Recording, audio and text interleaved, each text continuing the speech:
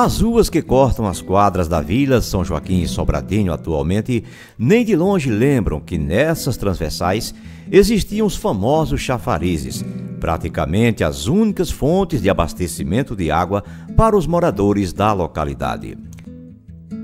Passava até de madrugada, esperando para colher uma latinha de água, um baldinho de água, a noite todinha, a fila de lata.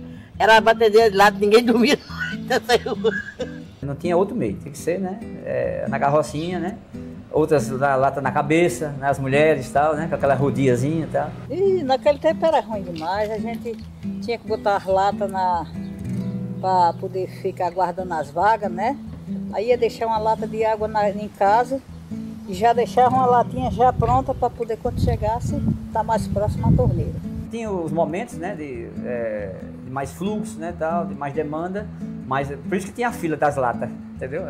Às vezes saía, deixava a lata marcando e tal, e dava confusão. Não, você não estava aqui não sei o que e tal.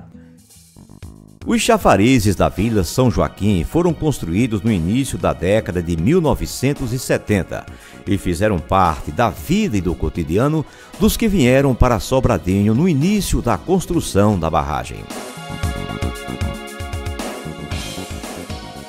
Com a construção da barragem de Sobradinho, com a decisão da Eletrobras à época, do governo federal, foi instalado em Sobradinho 3 vilas. A gente não pode dissociar isso. A Vila Santana, que foi construída para abrigar os engenheiros, tanto da Chesf como das empresas que prestavam serviço à Chesf. A Vila São Francisco, que abrigava os familiares e os operários graduados, os encarregados na construção da barragem. Essas 2 vilas, a Chesf teve o cuidado de fazer toda uma estrutura urbana, desde o arruamento, construiu as casas, construiu um hospital, construiu uma estação de tratamento de água, para distribuir para a população, procedia com a coleta do lixo domiciliar, com a manutenção da pavimentação asfáltica das vilas São Francisco e Santana, e tinha uma guarda municipal que zelava pela área do acampamento Chesf. A Vila Santana tinha casa de 3 quartos, 4 quartos, casa com terreno grande, casa com terreno bastante. Lá era para os engenheiros e o pessoal de nível maior. Aqui é do nível médio, essa vida.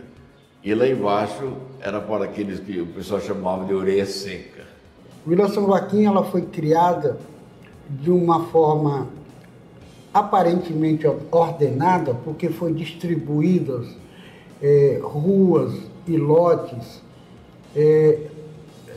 delimitando as quadras N, que eram as quadras nortes, e as quadras S, que eram as quadras sul. De forma que esse contingente populacional, aos poucos, a princípio colocando tendas, barracas de papelão, de lona, posteriormente foram construindo suas habitações, e a Chesf, se na Vila São Francisco e Santana tinha um sistema de abastecimento de água tratado, potável, distribuído à população, água encanada nas residências, na Vila São Joaquim ela tratou de colocar em cada uma dessas quadras que eu citei, chafarizes. Eles instalaram chafarizes em pontos estratégicos que atendia uma determinada área. Quem era que mais enfrentava as filas para estar conseguindo apanhar água para abastecer as casas? Os pais de família. Antes de sair para a barragem, eles chegavam da barragem, os que não pernoitavam, como o meu marido e outros, eles iam, a gente ficava de 2 horas da tarde, botava as latas na fila, e aqueles iam pegando. Quem chegasse, pegava, eu pegava minhas vazias, você chegava com as suas e botava, aí as meninas iam lá para trás, depois você conseguia botar novamente.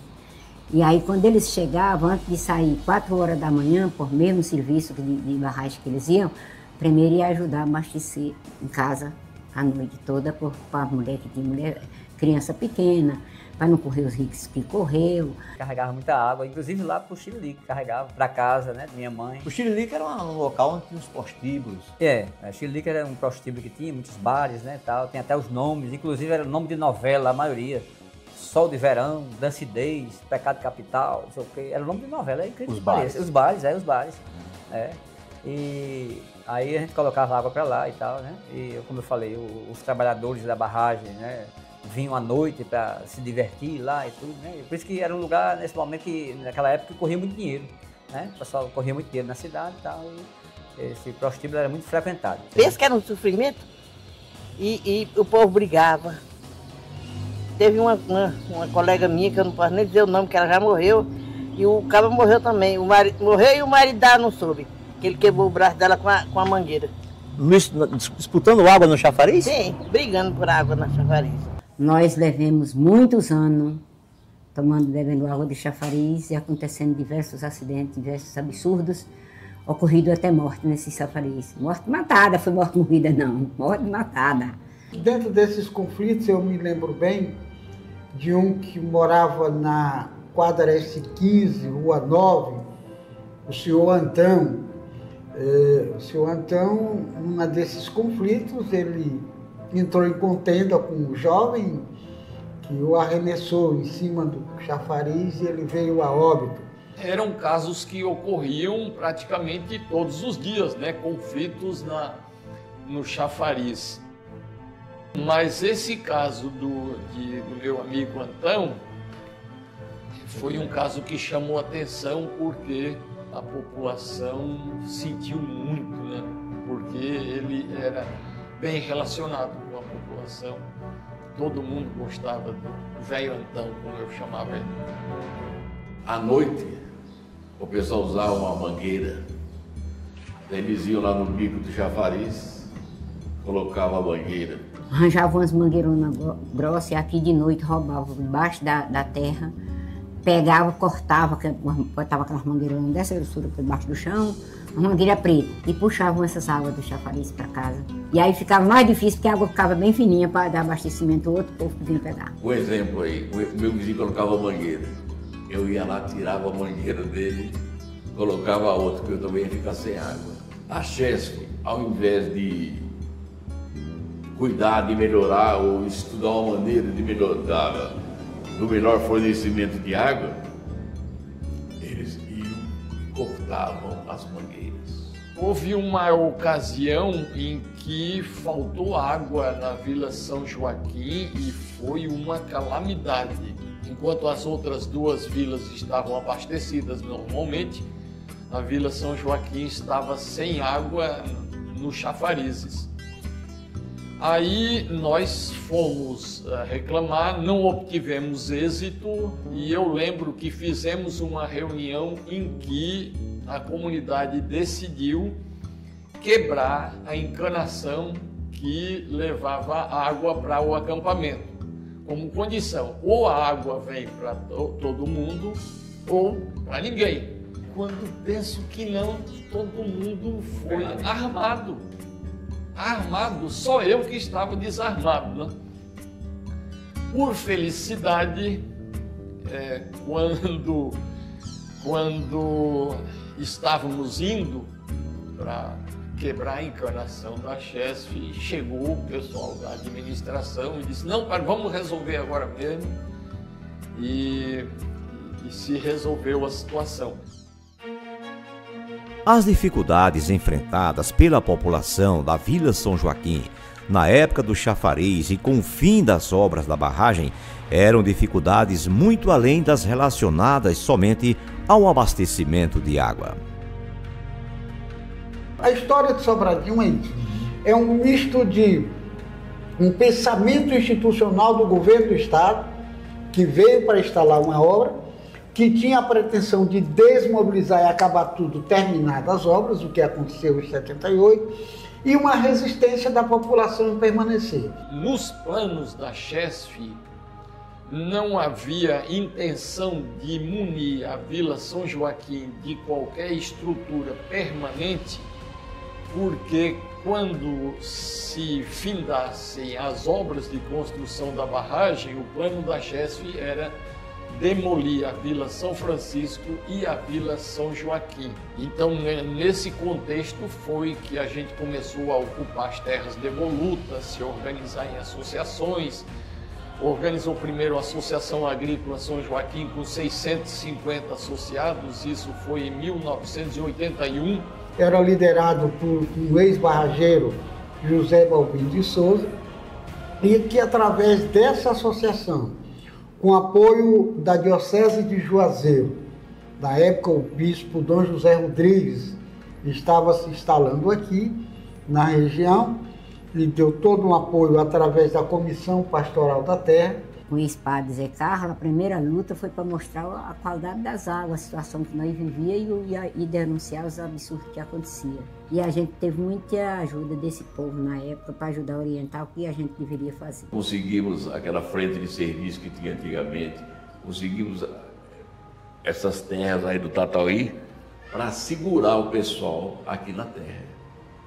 Não tinha outra opção, não tinha outra alternativa. Então a Associação Agrícola capitaneou essa luta e em convênio com o governo do estado da Bahia foi implantado o sistema de abastecimento d'água a partir de uma adutora que tinha na São Joaquim, que hoje é o sistema de abastecimento, sistema autônomo de abastecimento de água, mas à época foi construído pela GESF para a partir daí distribuir para o chafariz. Foi uma grande conquista ter essa água potável. Nas lutas por alternativas de sobrevivência para a população que resistiu e ficou em Sobradinho, veio a conquista da emancipação política. Imagine você que não tivéssemos a emancipação. Imagine você que não tivéssemos conquistado o sistema de abastecimento da água. Como é que essas famílias estariam? Estariam como muitas que foram relocadas para Serra do Ramalho, que foram relocadas para o Pissarrão, que foram relocadas para Brejo de Dentro, para Brejo de Fora e tantas outras comunidades sem nenhuma infraestrutura. No momento que a emancipação se tornou visível, né, frente às lutas populares, aí começaram a surgir essas obras permanentes. Uma delas era o posto de saúde e a outra foi o abastecimento de água da Vila São Joaquim. O povo de Sobradinho é um povo resistente, é um povo que lutou para ter hoje o que nós temos aí. Então temos a água encanada na São Joaquim, temos a pavimentação, temos o esgoto, já que não é mais a céu aberto como era antes. A gente se lembra aí da quantidade de porcos, que o lixo era amontoado nas esquinas e os porcos ficavam ali fuçando aquilo ali, acarretando o quê? Doenças, etc, etc. Então isso aí faz parte da história da nossa Sobradinho e eu me orgulho de fazer parte dessa história. Mas tudo tem que lutar e nem tudo acontece no mesmo instante. Tudo tem que ter a esperança, a fé em Deus e continuar de mão dada lutando pelos seus objetivos principais. As conquistas dessa gente vieram com sacrifícios, descortinando um passado que deixou grandes resquícios, pelo exemplo que foi dado. Tem mais a ser conquistado usando bons artifícios.